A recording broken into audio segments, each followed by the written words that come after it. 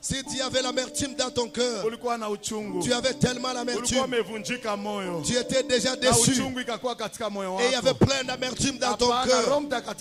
Maintenant le Saint-Esprit est présent. Regarde, il commence à restaurer la joie dans ton cœur. Regarde, il commence à restaurer la joie dans ta vie. Il commence à élever ton cœur dans la joie. Il est là présent en train de te bénir. Le Saint-Esprit merveilleux, le Saint-Esprit de la Pentecôte, il est présent. Il est présent. Il est présent. Il est présent. Je vois le Saint-Esprit. Il y a les yeux de certaines personnes qui s'ouvrent maintenant. La plupart des fois tu te demandes pourquoi moi je ne vois plus clair.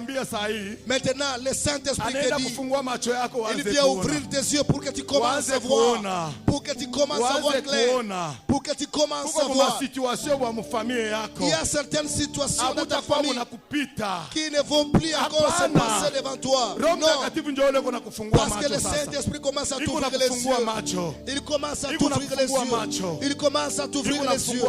Le Saint-Esprit ouvre tes yeux maintenant. Il ouvre tes yeux. Gloire à toi, cher Saint-Esprit. Merci Seigneur. Merci Seigneur.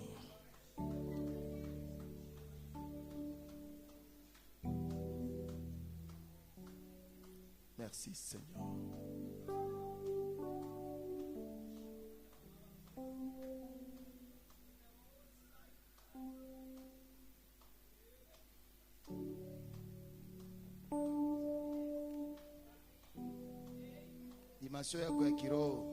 Ta dimension spirituelle était déjà en baisse. Était déjà en baisse. Mais maintenant tu vas recevoir une nouvelle dimension que Dieu te donne. Dieu va t'élever dans une autre dimension.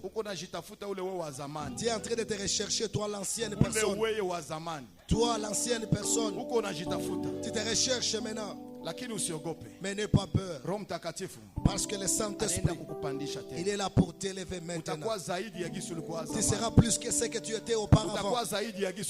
Tu seras au-delà de ce que tu étais auparavant. Tu seras au-delà de ce que tu étais auparavant.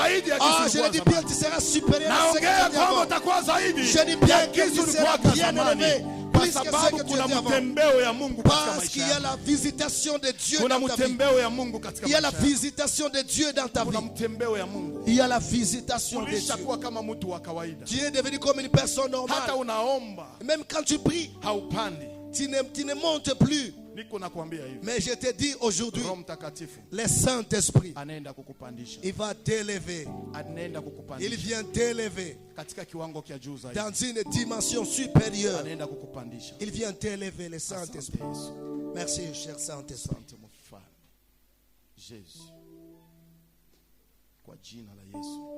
Au nom de Jésus, acclame très fort pour le Seigneur.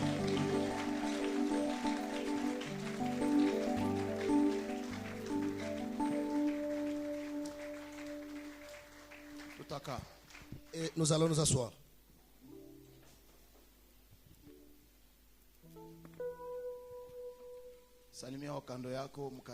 Tu vas saluer ton voisin et approcher-les devant la face de l'Éternel.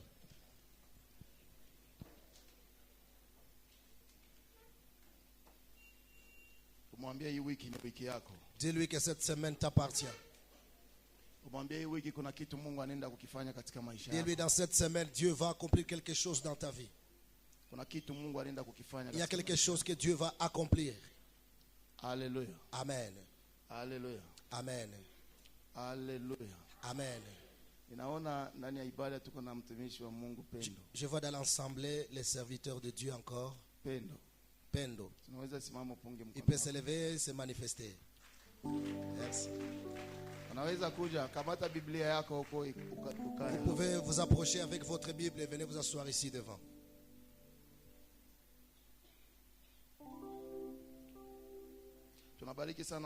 Nous bénissons fortement Dieu pour nous avoir accordé ce moment. C'est un moment bénéfique et de bénédiction. Et cette semaine, nous aurons une bonne semaine. Une semaine où Dieu va faire encore quelque chose dans ta vie. ukiwa binti, si tu es une jeune sœur, ukiwa kijana, si tu es un jeune frère, ukikuwa mama, si tu es maman ukikuwa baba, ou papa, kuna mpango Mungu uko nayo juu ya maisha. rassure-toi que Dieu a un plan pour ta vie. Haleluya. Amen. Unajua wakati mtumishi wa Mungu alikuwa akiongea hapa nasema, vous savez, lorsque les serviteurs de Dieu allaient parler ici, Roho Mtakatifu ni connection tu. et vous savez, le Saint-Esprit c'est une connexion Ni tout simplement. kujiunga tu. C'est se connecter Bwana simplement. asifiwe. Amen. Kenya napenda kukuambia ni hiki. Ce que je vais te dire c'est quoi? Kama Mungu amekutosha kuzero, Si Dieu t'a élevé na de zéro anakufikisha kutatu, et t'a mené à 3, nakwambia kwamba hatua ine inakuja. sache qu'il y a un 4e niveau qui arrive. Haleluya. Amen. Hatua ya ine Le inakuja. 4e niveau arrive. Inakuja. Ça arrive Kwa bientôt. bei yoyote inakuja. À n'importe quel prix, ce Na 4e kama niveau Mungu arrive. amekusogeza, Et si Dieu t'a déjà élevé amekufikisha kusaba, à un certain niveau de ujue 7, kama ya mnane. sache que le Hatua ya 8e niveau, mnane inakuja. le 8e niveau arrive aussi. Haleluya. Amen. Hatua inakuja. Un autre pas Na arrive. wacha nikwambie, Laisse-moi te mara dire, mingi nasemaka hivi, chaque fois je dis souvent, usikuwa unajiulize vitakuwa, ne te pose pas de questions comment ça va se passer, vitaanza. comment ça sera. Saa zingine unaangalia kando yako, Peut-être tu contemples autour de toi, hakuna dalili, tu ne trouves aucun signe. lakini wacha nikwambie hivi, Mais laisse-moi te dire, Kenya kiwezekane kwa ce mwanadamu, qui est impossible aux yeux des Kenya hommes, kiwezekane kwa mwanadamu, ce qui est impossible aux Kenya yeux des hommes, kiwezekane kwa mwanadamu, ce qui est impossible devant les Kenya hommes, kiwezekane kwa ce mwanadamu, qui est impossible à l'homme, kinawezekana kwa il huyu wa est mbinguni, possible à notre Dieu. kinawezekana kwa huyu Il Bwana est wa majeshi. possible à ce Dieu des armées. Haleluya. Amen. Wanadamu wanaweza kuona, wanasema tunashindwa, wanatia mikono. Les hommes peuvent te voir et dire nous avons échoué, nous abandonnons. Neno ya mwisho ni ya Mungu. La dernière parole appartient à Dieu. Haleluya. Amen. Tunakuwa na mwaka mzima Nous avons toute une année tuko naongelea et nous avons un thème kusudi ujijue, pour te découvrir. kusudi ujipate, Pour te découvrir, inabidi kujitoa kwa Mungu, il faut te donner pour Dieu. kujitoa kwa ajili ya Mungu, Te donner pour Dieu. ukuwe katika mikono ya Mungu. Appartenir proprement à Dieu, dans ses mains. Ukakuwa katika mikono ya Mungu, Si tu es dans les mains de Dieu, utakuwa mahali pazuri. tu seras à un bon endroit. Haleluya. Amen. Na leo tulikuwa na wahubiri kwa mwaka, tangia mwaka inaanza. Et aujourd'hui, depuis le début de l'année, on prêchait. Pastor Denis Les pasteurs Denis na est passé. wengine wametuhubiri. Et les autres serviteurs nous ont prêché ici. Tumebarikiwa. Et nous avons été bénis. Bwana asifiwe. Amen. Na ninaamini ya kwamba kuna sehemu tena mpya Mungu anaenda Et je kuiachilia. crois qu'il y a une nouvelle portion que Dieu va libérer pour toi encore. Na nilisema ya kwamba hii wiki Et j'ai dit que cette semaine, nitatumika kiutume. nous allons travailler dans le cadre apostolique. Nitatumika kiutume. Dans le cadre apostolique. Na ninajua kuna kitu kipya Mungu atakifanya. Et je sais qu'il y a une nouvelle chose que Dieu va accomplir. Haleluya. Amen. Ona dunia Regarde le monde kisi tunaijua, tel que nous le connaissons. inapendaka ione maisha yetu tofauti ya gisi wao wanakuwa. Désire nous voir différemment de ce que le monde est. Uliza wa pembeni yako, unajua vile? Pose à ton voisin, est-ce que tu le sais déjà?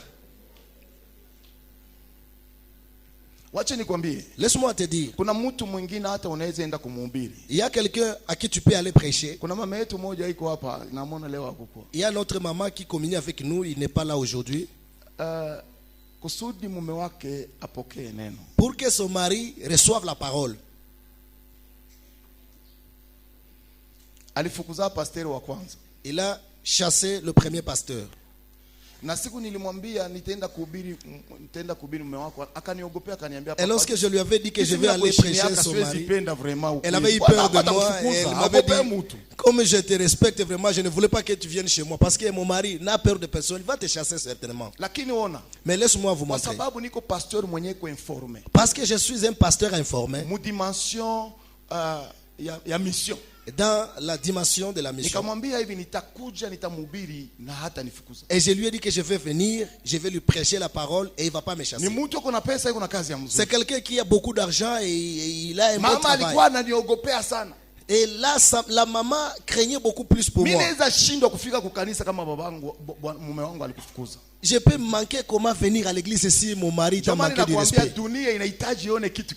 C'est pourquoi le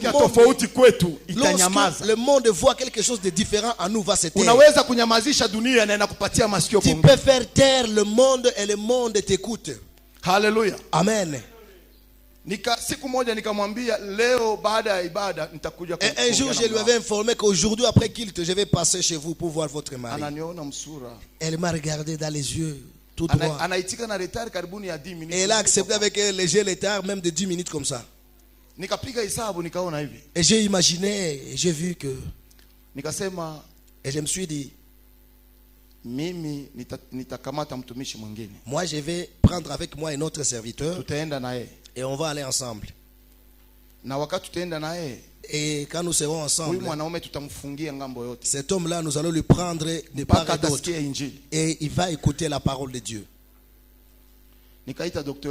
J'ai appelé le docteur Clément. Et je lui ai dit, venez aujourd'hui, on va passer toute la journée ensemble. Il est arrivé, on est allé chez la maman. Et on est entré. Et j'ai demandé à la maman d'aller voir son mari dans la chambre et lui dire que mes pasteurs sont ici. Elle s'est étonnée comme ça. Allez bien dire à ton mari. Ok papa, j'y vais. Arrivé dans la chambre. Papa. Chérie. Nos pasteurs sont ici, ils veulent vous parler. Quel genre de pasteur? Mes pasteurs. Il n'a pas répondu quoi que ce soit, il a continué dans ses affaires. Et la maman est revenue au salon. On parlait un peu. Et après, je lui ai demandé, va encore dire à ton mari que nous sommes pressés, nous voulons partir. Je suis en train de faire appel à quelqu'un qui va me chasser. Après 30 minutes comme ça, il est venu. Il est venu, il s'est assis dans la chaise et s'est éparpillé dans sa maison. Dans la chaise, c'est quand même chez lui. Oui, c'était chez lui. Il pouvait s'asseoir comme il voulait. Et je lui ai dit, bonjour. Il a dit, oui, bonjour. Et je lui ai dit, moi je suis le pasteur Théos. Et je suis le pasteur responsable de l'église de EGD Kesher. Et je suis le pasteur de ta femme ici présente. Et lui, c'est le docteur de la Bible, il va aussi se présenter. Et lui a dit ceci. Moi, je suis le docteur Clément Wawa. Je suis le docteur de la parole de Dieu dans l'église Gloire de Dieu. Et je suis le directeur de Access Bank. Et j'ai vu quelqu'un qui était éparpillé dans la chaise. Il s'est remis à la place. Et j'ai dit, voici maintenant la parole commence à arriver. Nous lui avons évangélisé jusqu'à ce qu'il avait accepté de recevoir Jésus. Après avoir reçu Jésus, je lui ai vu celui-là qui était assis d'une manière bizarre dans la chaise. Si nous prions pour lui dans la chaise, il ne va pas sentir la lourdeur de Jésus. On lui a infligé de se mettre à genoux. Et il s'est mis à genoux. On a prié pour lui. Après avoir intercédé à sa faveur. Et on était parti. À son retour, il a attaqué sa femme. Toi, tu amènes tes pasteurs qui me met à genoux dans ma propre maison. Il me met à genoux dans ma propre maison. Non, non, on va revenir sur ces problèmes. Et la femme lui a demandé, est-ce qu'on t'a forcé de se mettre? Mais un autre pasteur, tu l'avais chassé. Pourquoi tu as accepté de parler avec eux et c'est à moi que tu viens te venger? Non, non. Il faut que le monde voie quelque chose Alléluia. de différent en nous. Hallelujah. Amen. Le monde doit voir quelque chose en nous. Et lorsque j'étais entré dans la prière, je fais le premier jour, le deuxième jour. Dieu m'a donné un message. Et Dieu, lorsqu'il m'a donné ce message, après m'avoir donné le message, je me suis vu en train d'enseigner ce message dans une vision. Et j'ai vite compris que il y a quelque chose que Dieu va bientôt accomplir. Amen. Hallelujah. Amen. Je vais donner juste un exemple avant d'entrer en profondeur de mon message. Serviteur, approchez même si vous êtes visiteur. Un serviteur n'a jamais été visiteur dans la maison de l'Éternel. Regarde. Dieu est notre Père.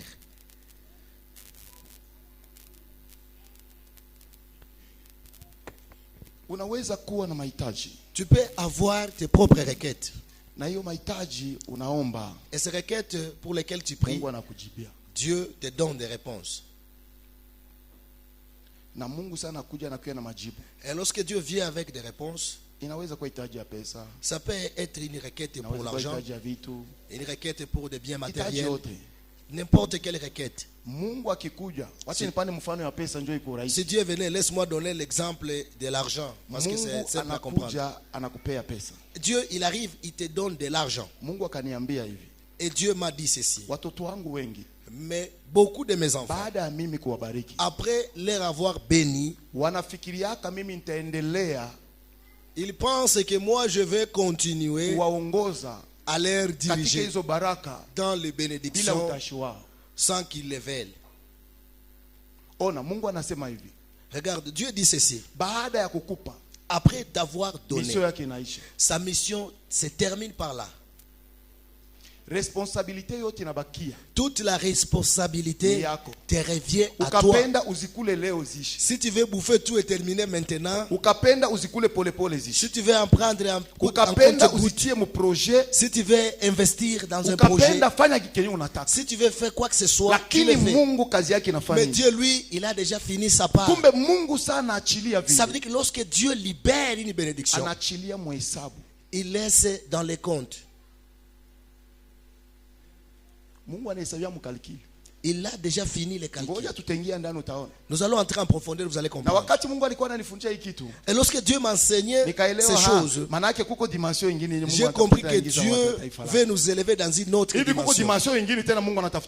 Il y a une autre dimension dans laquelle Dieu veut t'amener.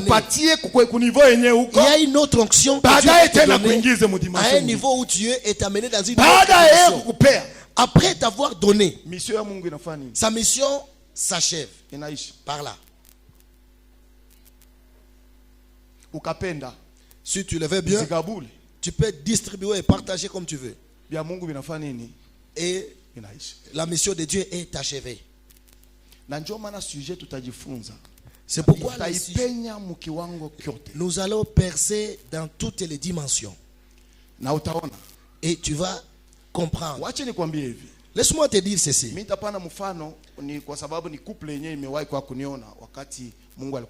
Je vais donner juste un exemple pour un couple qui est venu me visiter quand Dieu me parlait de ces choses. Maman Nono, vous pouvez approcher. Votre mari n'est pas là. Espérons qu'il sera au deuxième culte. J'aimerais demander, avant que Dieu vous bénisse, il avait déjà parlé avec vous ou non? Ce couple était venu me voir et Dieu avait parlé avec eux. Et Dieu leur avait dit ceci. Maintenant, je commence. En d'autres termes, vous pouvez vous libérer. En d'autres termes, ne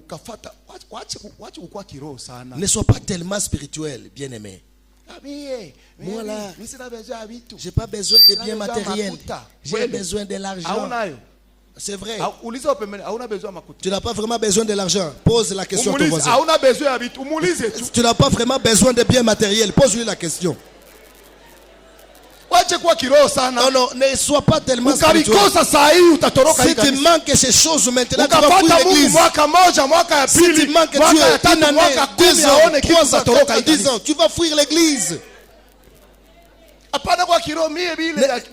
sois pas seulement spirituel en disant que ces choses-là sont charnelles. Si toi tu vois des choses charnelles, quitte alors dans la chair. Dans la vision de l'église gloire de Dieu, il y a un verset qui parle de la gloire terrestre. Agé chapitre 2. Agé chapitre 2. Ukaisoma kuanzia ku verset 6. Si tu lis bien ce passage 9. Du verset 6 au 9e verset, inazungumzia kisi Mungu atatoka na shie chini. La Bible montre comment Dieu va nous élever et nous ramener dans la 2e gloire. Hello. Yes. Sasa wache nikwambie. Laisse-moi te dire, ndoa za mingi, beaucoup de mariages zinavurugana, sont disloqués. Ni kwa kutafsiri ndoto. C'est par l'interprétation des rêves. Trop de conflits apparaissent dans les mariages juste par interprétation des rêves. L'homme est en train d'interpréter de sa façon et la femme interprète de sa manière aussi. Pourquoi? Tu vas bien comprendre ce que je vais dire par ici. Si Dieu veut te bénir, s'il ne va pas parler par des visions, il va parler par des rêves. Et si tu as été distrait, il va te laisser, mais il va te bénir. C'est pourquoi j'ai dit que nous allons apprendre comment interpréter ton rêve. Tu peux avoir été distrait, mais Dieu cherche comment te parler. Et lorsqu'il a décidé de venir te parler, tu étais tellement charnel et bien fatigué, et ton esprit était concentré sur le travail que tu as fait. Tu te disais que comme l'esprit n'est pas prêt à être visité, je vais accomplir parce que je prévis d'accomplir. Amen. Le problème c'est quoi? Après que Dieu ait accompli quelque chose dans ta vie, après que Dieu t'ait béni, après les bénédictions de l'Éternel, après que Dieu t'ait élevé à un mangue aujourd'hui, le matin, petit déjeuner de Macédoine constitué de mangue seulement. On a fait à 12 heures. 12 heures encore. Macédoine de mangue. Ça, les repas de 12 heures, on l'appelle comment? Les repas de 12 heures.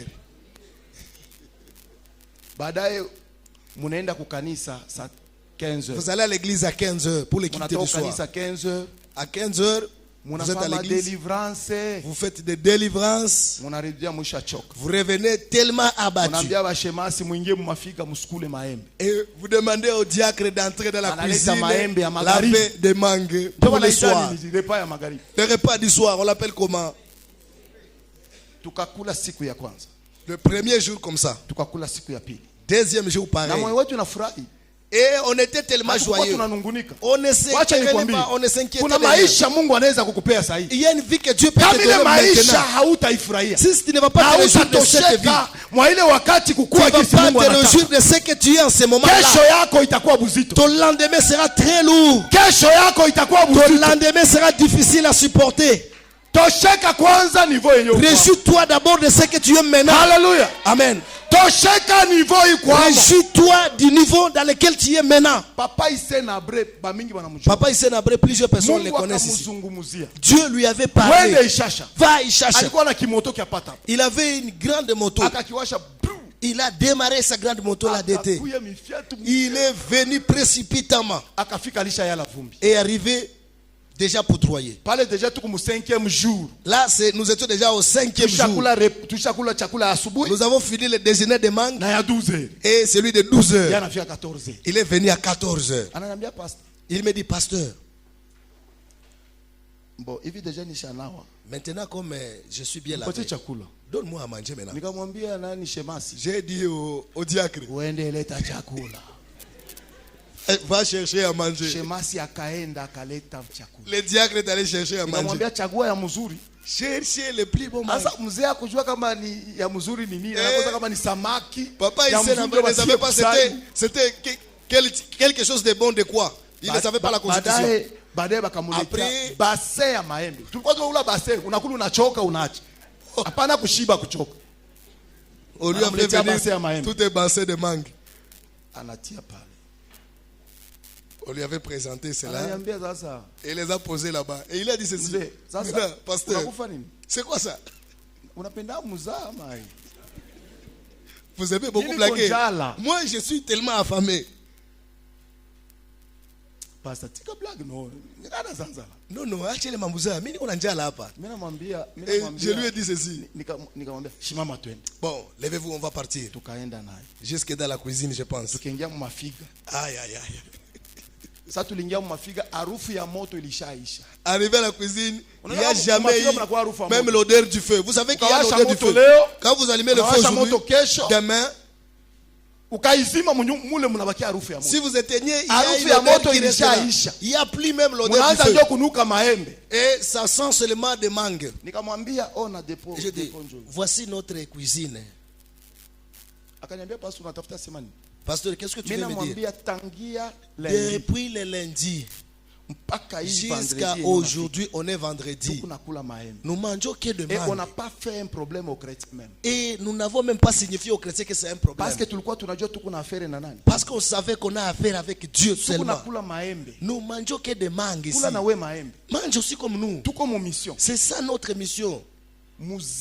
Ernest Machozi Kamoyala. Et il a sangloté. Et il a vu que s'il restait à côté de moi, il va pleurer amèrement. Il s'est éclipsé un peu et il est parti. Et il est parti. Il est sorti dehors. Il est parti. À son retour, j'ai demandé au diacre. Moi, j'ai récupéré mes deux bonnes mangues et j'ai demandé à ce qu'on ramène les autres. Quand il est sorti, l'ancien, et je lui ai vu venir avec un sac de farine. Il est venu avec tout un colis de poissons salés. Il est venu avec un bidon d'huile. Et vous avez vu être réjoui mais sans manifester la joie. Si je manifeste la joie, il va comprendre que le pasteur devient trop charnel. Il se réjouit de la nourriture. Mais j'ai vu que c'était une délivrance qui arrivait. C'est là maintenant qu'on a demeuré ensemble avec lui là-bas. Et il a dit non, non. À partir de maintenant, désormais, je vais me concentrer sur Richard. L'église, c'était une église débutante. Je ne peux pas gagner quelqu'un et lui dire que je suis affamé. Un chrétien ne peut pas être révélé. Un chrétien, un nouveau chrétien ne peut pas se révéler qu'un pasteur est affamé. Et c'est à ce moment-là que l'église était élevée. Et on a continué comme cela. Et je vous montre que de là où nous venons, dites à ton voisin, il y a là où nous venons. Et quelle était la volonté de Dieu en ce ça? C'est pourquoi je dis que Pierre, dans la société, il faut avoir des gens comme Pierre.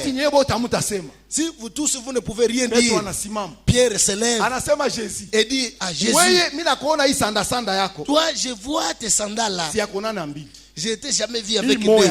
Tu n'as que cette seule paire. Et cette tunique, il n'y a personne qui a une valise ici. Nous sommes derrière toi. Nous te suivons. Qu'est-ce que nous allons gagner? C'était une réflexion responsable. C'était pas charnel. Pierre savait qu'il avait une femme et des enfants. Et s'il abandonnait sa femme pour Jésus et que Jésus ne va rien lui donner, Pierre sera un irresponsable. Et c'est pour cela qu'il devait bien savoir. Après avoir su, je peux maintenant te suivre.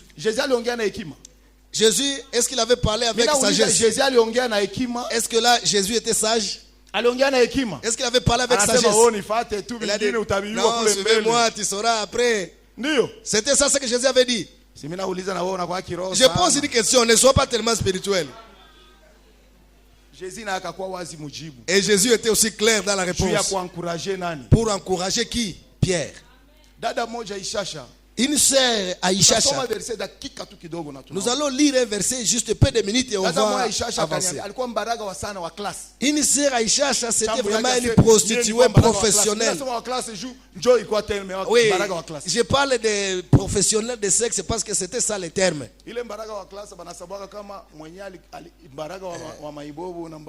Cette prostituée, on parle un prostitué de la rue, un prostitué professionnel, toutes sont poussées par les démons dans l'impudicité. Et je lui ai mis là-bas et je me suis dit, je dois prêcher à cette soeur. Et elle m'a dit, pasteur, moi je ne vais pas aller de gauche à droite. Je fais l'impudicité, pourquoi?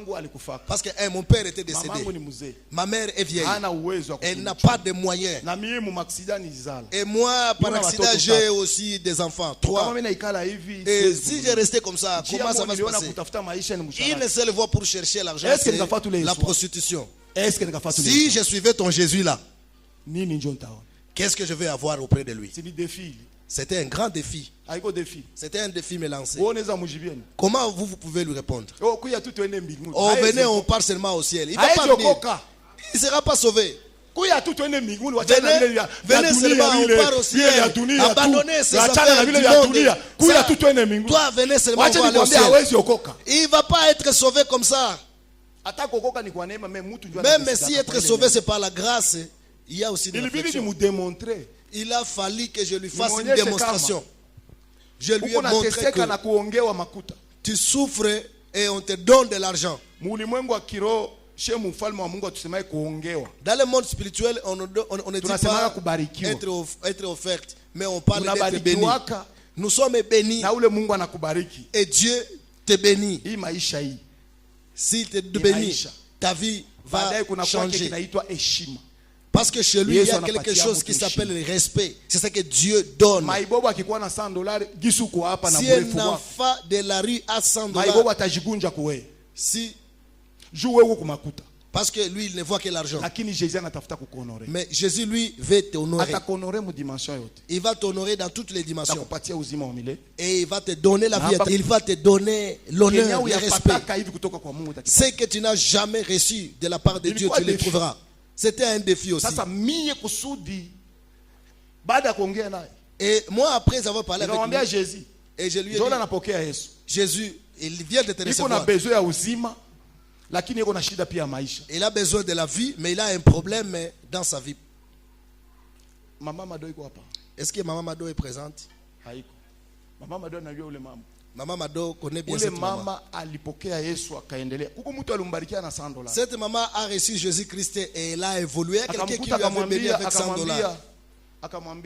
Et lui avait rencontré, lui avait dit, Jackie. Maintenant là, j'ai l'impression que tu es déjà sauvé parce que c'est ceux qui sont sauvés qui s'habillent comme ça. Elle s'habillait des trucs comme ça, des jipettes moitié. J'ai pris tous ces vêtements moitié. Je lui ai demandé de les amener. Et j'ai demandé à la maman dirigeante de trouver comment est-ce qu'elle va s'habiller. Ils ont fait la collecte des vêtements. Si les chrétiens n'avaient pas de vêtements, si les chrétiens n'avaient pas de vêtements, et toi, quand ta valise est pleine, tu peux voir quelqu'un qui n'a pas aussi des habits.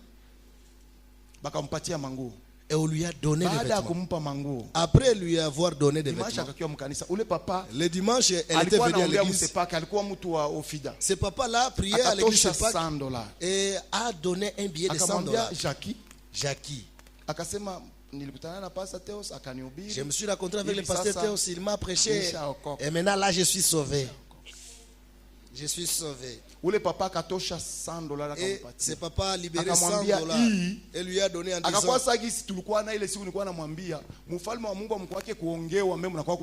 et elle s'est rappelé que dans le royaume de Dieu, il n'y a pas de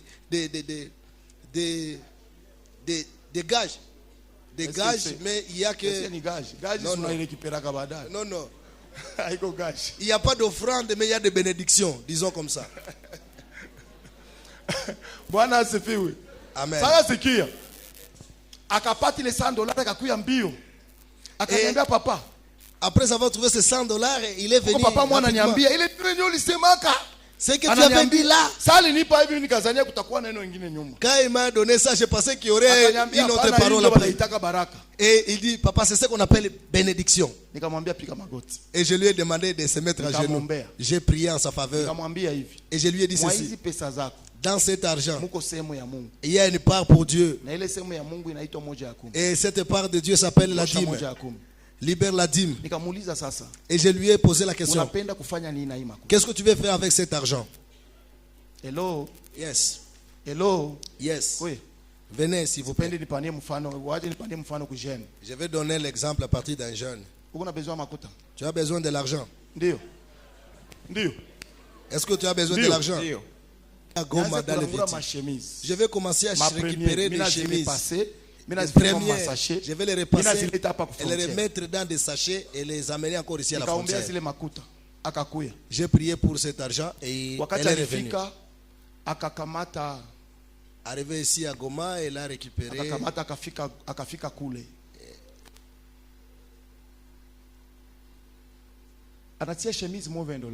Et elle a pris, elle a donné une chemise pour $20. Je ne sais pas comment elle avait acheté ça, si c'est à 3 ou 4 $. Les douaniers commencent à dire, regarde la faveur de Dieu. $20. Et ils ont dit, comment $20. Moi je vais te donner 70. Moi je vais te donner 50. Moi je vais te donner, je vais donner. Dans quelques jours, elle était avec 2000. Et je lui ai demandé encore, ces 2000, qu'est-ce que tu vas en faire? Et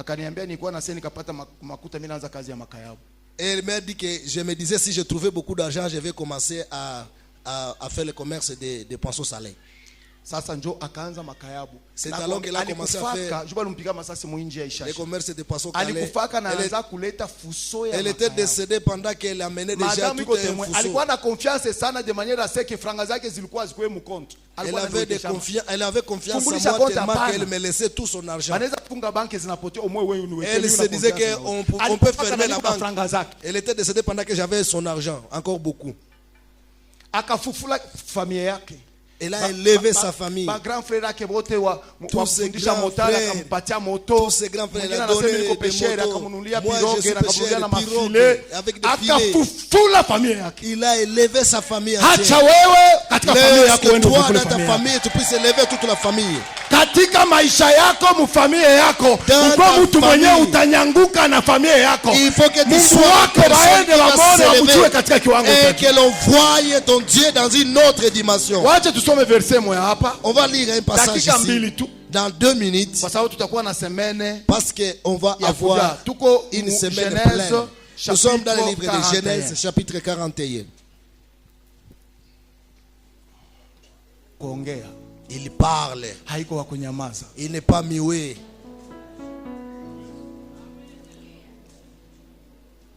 Bwana asifiwe. Amen. Sasa akaongea naye mundoto. Il a parlé en songe. Pharaon. Et qu'est-ce qu'il a rêvé? Akamulotesha ngombe 7. Il a rêvé 7 vaches za kunona. Grasses. Ziku natoka mubonde zinapanda. Qui venaient. Baadaye et après akaona wakati zile zilifika kando kwenye alikuwa zikakucha kwenye alikuwa zikashimama 7 za mafuta de grasses vaches 7. Sema za mafuta. Dites de grasses vaches. Mungu akitafuta kupatia mtu anampatia yake mafuta. Lorsque Dieu veut donner à quelqu'un, il lui donne des choses gracieuses. Mungu sana tafuta kukubariki anakubarikiaka bien. Anakubarikiaka bien. Il le fait très bien. Ya mafuta. Des choses qui sont gracieuses. Les garde. Aseme dakika kidogo. Dans peu zingine za kugonda. D'autres vaches maigres arrivèrent aussi. Zinakuya nyuma ya zile za kunona. Venir après ces vaches grasses. Kitu kia kushangaza. Ce qui était étonnant. Kumbe zile za kugonda. C'est que ces vaches maigres zinakuya kugombanisha na kukula. Viennent combattre les vaches grasses. Hello? Yes. Ile tafsiri tutenda. Cette interprétation là, tutaripuka nayo kesho. On garde ça pour demain. inaenda kuzimisha. Uone kama kuko furaha ya zile 7. Il y a une grande joie d'avoir les 7 inakuwa nyuma ya zile 7. Il y a un autre problème qui vient derrière. Shida inakuwa nyuma ya zile 7. Un problème derrière ces 7. Kwa msemo mwingine nyuma ya zile za kunona. En d'autres termes, derrière ces vaches grasses, il y avait le pleur, il y avait l'amertume. Et pourtant, ceux qui sont gracieuses donnent la joie. Là, on va interpréter. Laisse-moi te dire, Pierre, arrivé à Capernaum avec Jésus, Jésus kondani, Petro anatoka nje. Jésus était dedans et Pierre sortait. Dehors là, les pharisiens, les sadducéens, les scribes ont appelé Pierre. Ça veut dire que donc votre maître là, il est pomba, il ne donne pas l'impôt. Pierre a dit non, non, lui il donne aussi l'impôt. Vraiment. Pierre, dans son imagination, il ne savait pas où est-ce qu'ils allaient trouver l'argent pour payer l'impôt.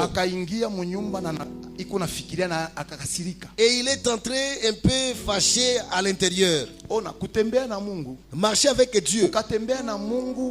Si tu marches avec Dieu et que tu ne vois pas Dieu dans la dimension que toi tu veux, ta vie sera une vie d'amertume, une vie d'achoppement, parce que tu seras une personne avec une frustration. Et pourtant, la réponse c'est des requêtes qui dérangent ta vie. Dieu va se raconter avec. Pierre entrait furieux. Et Jésus lui demanda à quoi tu penses. Parce qu'il est Dieu, il savait déjà. Et lui a demandé cet impôt-là. Est-ce que les enfants du pays et aussi payent ou ce sont seulement les visiteurs? Il a dit que non, ce sont seulement les visiteurs. Donc les enfants de la maison, et ils sont déjà épargnés, ils sont déjà exonérés. Et Jésus lui a dit ceci: prends ton hameçon et va pêcher un poisson. Le premier poisson venu, tu vas toucher dans sa gueule, parce que c'est mon argent. Tu vas payer d'abord pour moi et après tu vas payer pour toi aussi. Ça veut dire que Jésus savait faire la provision. Amen. C'était vraiment la provision de qui? C'était la provision de qui? C'était la provision de qui? Qui a la foi ici? De grandes choses ici. Je vais demander, ils sont en combien qui ont un compte bancaire? Compte bancaire, hein? Compte à Coco Bank. Combien? Ces grandes choses-là, vous allez faire ça comment? Jésus lui avait placé dans un poisson. Il avait caché ça là-bas. Hello? Yes. Si Dieu veut te visiter, si tu es un locataire, il va te bénir avec une parcelle. Il ne va pas te donner ça gratuitement.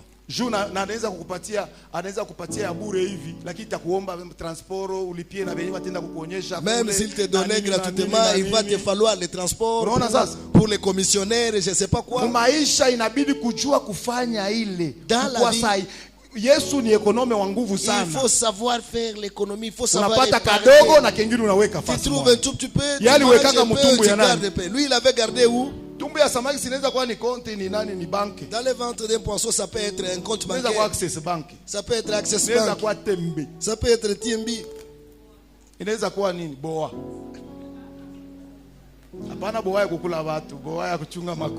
non pas boa pour faire les gens. Boa pour garder l'argent. Tel que je suis là. Tu ne peux pas me dire que tu as la foi. La foi c'est maintenant. Imani kama saa hii haudemontre imani yako, ukaniambia kama kuna imani, niko na imani ya vitu vikubwa, niko na imani ya kufanya vitu ya grave, d'accomplir des miracles. Unajipanga nini kulingana na kufanya vitu vya? Comment tu te ranges pour faire de grandes choses? kama hakuna kujipanga usinidanganye Si mie. tu ne te prépares Hauna pas à imani. faire de grandes choses, ne me trompe pas. Hello? Tu n'as pas la foi. Hauna nini? Tu n'as pas Na la zile foi. zako za avec. Même ce que tu Uko gagnes dans la avec avec. ya 3000 francs. Tu es dans l'avec pour 3000 francs. Compte bancaire abailipisha hizi ba épargne ni bure.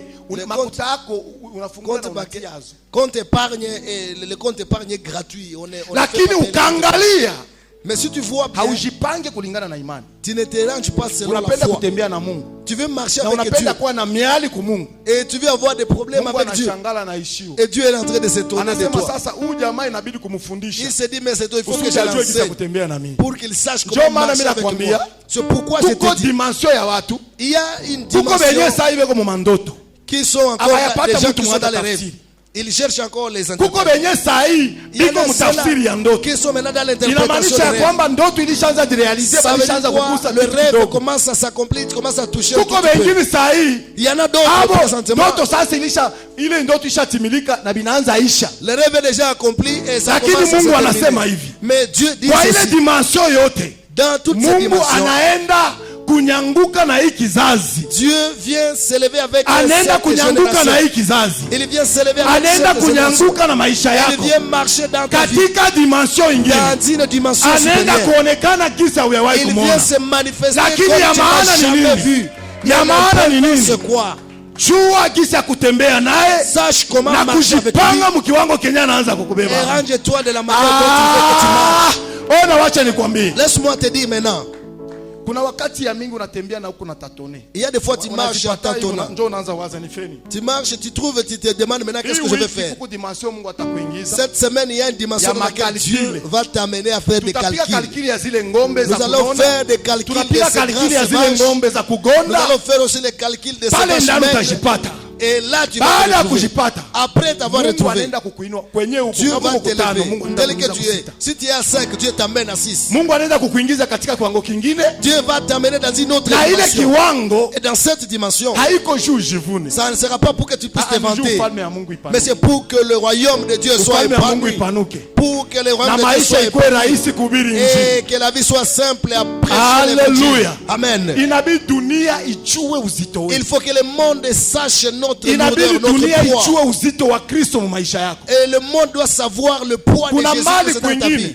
Il y a quelque part où, Kusudi mtu asikie injili. pour écouter l'évangile, Saa zingine wanamganga kwa hospitali. peut-être il est à l'hôpital, Na wewe kuna roho ya huruma. saisi par là, et toi tu Il as est le huruma. cœur de compassion. Inabidi umulipie juu atoke. Et ce que de compassion, il faut payer la caution pour qu'il sorte. Hautamulipia bila kumhubiri, unampokelesha Yesu njoo Tu ne vas pas payer en sa faveur avant de lui prêcher. Akisha Tu lui toka prêches pale, d'abord Jésus, atakuya, il atafatana reçoit na Jésus, Mungu wako.